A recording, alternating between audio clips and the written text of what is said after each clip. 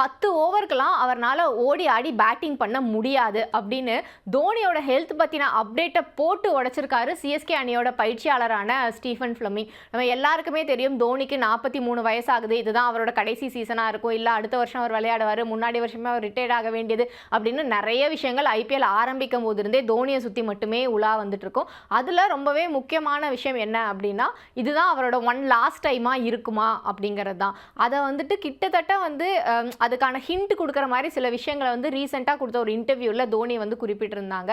CSK அணிக்கு எவ்வளோ நாளைக்கு வந்து என்னோட நீட் இருக்கோ அவ்வளோ நாள் வரைக்கும் நான் அந்த டீமில் இருப்பேன், ஏன்னா அது வந்து என்னோட டீம், நானே வந்து போகிறேன் அப்படின்னு சொன்னாலும் நான் வீல் சேரில் உட்காந்துட்டு இருந்தாலும் அவங்க வந்து என்னை விட மாட்டாங்க, என்னை வந்து இழுத்துட்டு வந்தாது இங்கே கிரவுண்டில் விட்டுருவாங்க அப்படின்லாம் வந்து தோனி சொல்லியிருந்தாங்க. இதை ஒரு பக்கம் வந்து தோனி அண்ட் சிஎஸ்கேக்கு இருக்கிற பாண்டாக பார்க்குறத தாண்டி இப்போ அது என்னவா மாறி இருக்கு அப்படின்னா சிஎஸ்கேவோட பிராண்ட் வேல்யூவாக வந்து தோனி இருக்காரு. ஸோ அவர் போயிட்டாரு அப்படின்னா அந்த பிராண்டோட வேல்யூ குறைஞ்சு போயிடும் அப்படிங்கிற மாதிரியான பேச்சுக்கள்லாம் அடிபட ஆரம்பிச்சிருக்கு. அதை உறுதிப்படுத்தும் விதமாக தான் ஸ்டீஃபன் ஃப்ளமிங் வந்து ராஜஸ்தான் ராயல்ஸ் அணிக்கு எதிரான போட்டியில் சென்னை தோல்வியை தழுவினதுக்கு அப்புறமா நடந்த ஒரு ப்ரெஸ் மீட்டில் அவர்கிட்ட கேள்விகள் முன்வைக்கப்படும் போது அதை வந்து ஓப்பனாகவே வந்து சில விஷயங்களை ஷேர் பண்ணியிருக்காரு. அதில் முதல் விஷயம் என்ன அப்படிங்கிறது இந்த பிராண்ட் வேல்யூ அப்படிங்கிறதா. ஏன்னா தோனிங்கிறது ஒரு மிகப்பெரிய பிராண்ட், அவர் இருக்கும் போதே வந்து எங்களோட டீமுக்கான மதிப்பு அப்படிங்கிறது ரொம்ப அதிகமாக இருக்கும், நாங்கள் மட்டும் இல்லை எல்லாருக்குமே தெரியும் அவர் எவ்வளோ மோஸ்ட் வேல்யூபிள் பிளேயர் அப்படிங்கிறது எல்லாமே அப்படிங்கிற ஒரு விஷயத்தை வந்து குறிப்பிட்டிருக்காரு.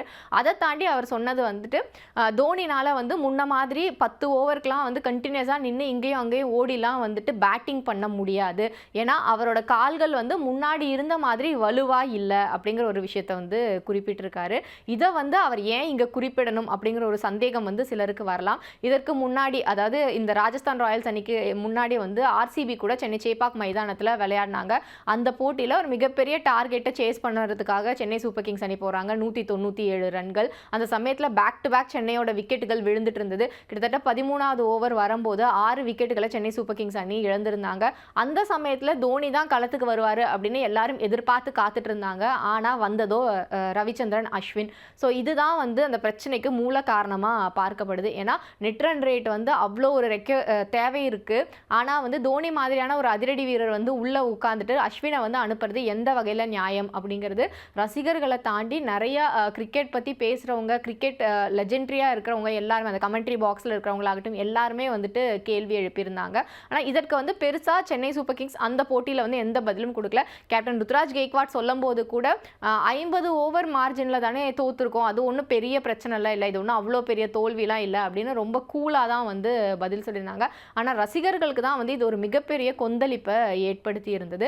அதற்கு பதிலடி தரும் விதமாக தான் வந்துட்டு ராஜஸ்தான் ராயல்ஸ்க்கு எதிரான போட்டியில் வந்து கிட்டத்தட்ட வந்து 55 ரன்கள் தேவை, 25 பந்துகள் அப்படிங்கிற இருக்கிற சூழலே வந்து தோனி உள்ளே வந்தார்.